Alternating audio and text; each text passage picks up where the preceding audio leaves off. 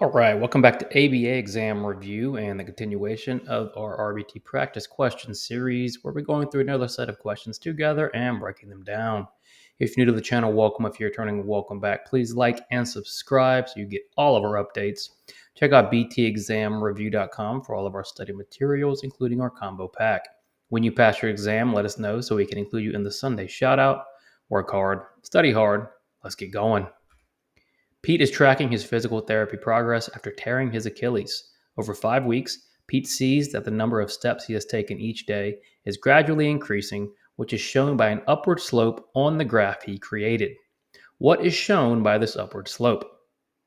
So we're starting with the graphing question. And as a technician, the main graph you need to concern yourself with is a line graph. And our typical line graph may look like this, where we have time and behavior, and we are recording our data. And when we record this data, we're going to connect those dots and it's going to form this line. And that line is going to tell us different things. Now, in Pete's sense, he is tracking his progress of physical therapy and he's looking at the number of steps. So he's looking at steps here over a series of weeks, over 5 weeks. And each time he records data, it's showing this kind of upward movement. So, what is that upward movement or upward slope called? What is it relative to?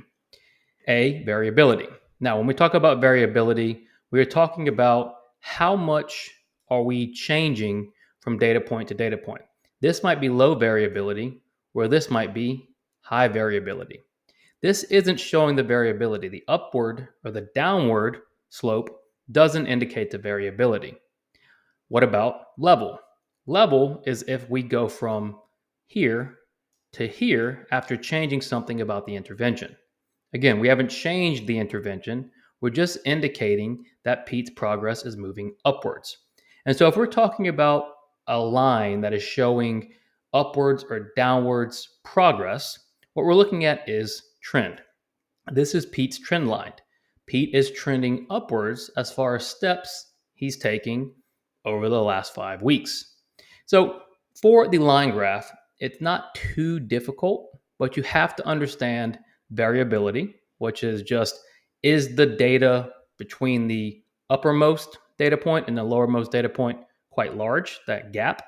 Level has the data changed significantly if the intervention or condition changed. And then trend, which is the easiest. Do we have an upward trend? Do we have a downward trend? Or is it flat?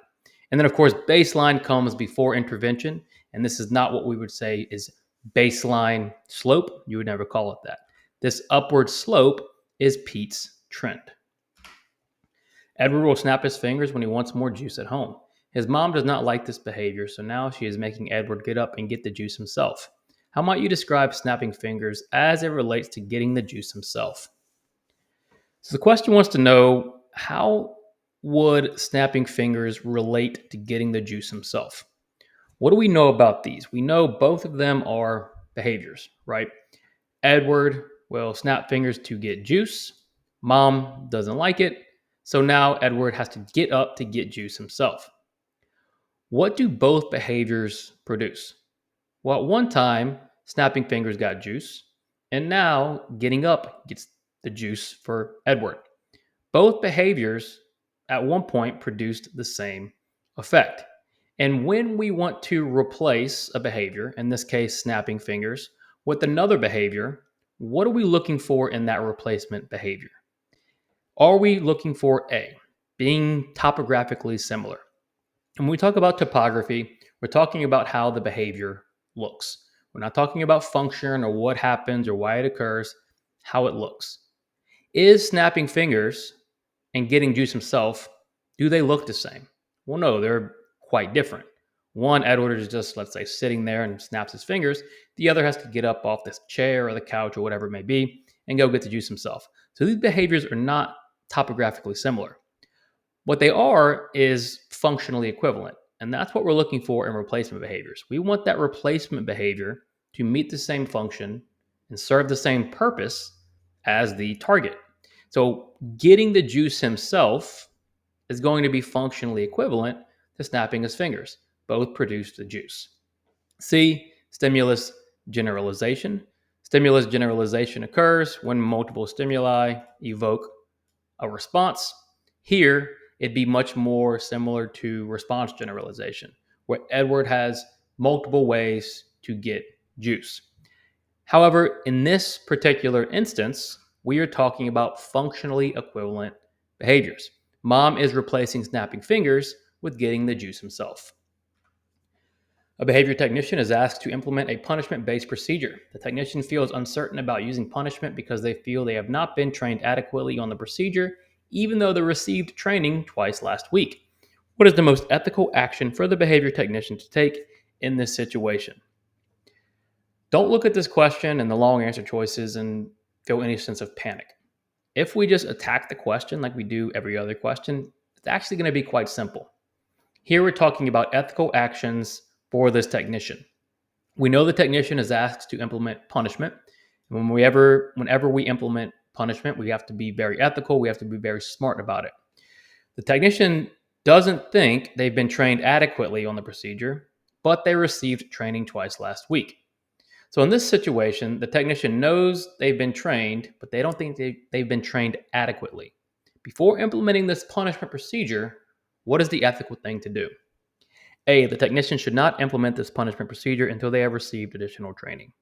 Yes, and that goes for any procedure. If you feel you're not trained on a procedure correctly, you should never implement that procedure. Don't try to fake it. Don't hide it. Ask for help. You should not be implementing procedures that you have not received adequate training on. So A looks like our answer, but we're going to read every answer choice. B, the technician, having already received training, should implement this procedure.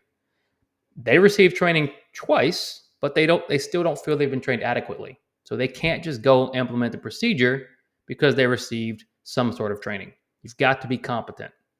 C, the technician should implement the procedure once, take data, and then report back to their supervisor. Never do this. Never just implement a procedure a couple of times and see how it feels, especially something like punishment, which can have very adverse results. So C is definitely not the right path.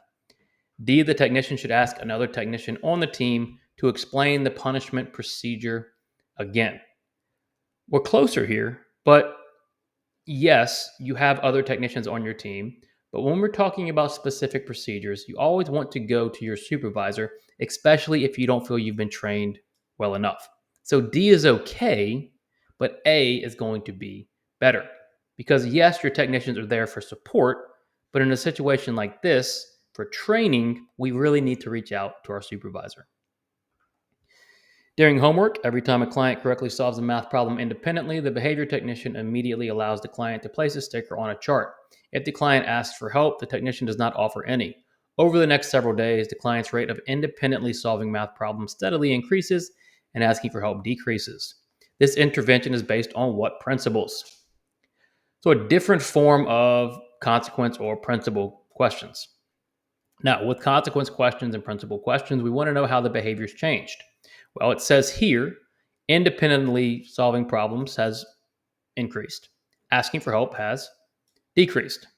So it looks like there is some form of reinforcement involved if problems are increasing, while also maybe some punishment or extinction. So what do we know so far? We know every time the client correctly solves a problem independently, the behavior technician gives them a sticker on a chart. And as a result, what has happened? Well, the math problems have increased.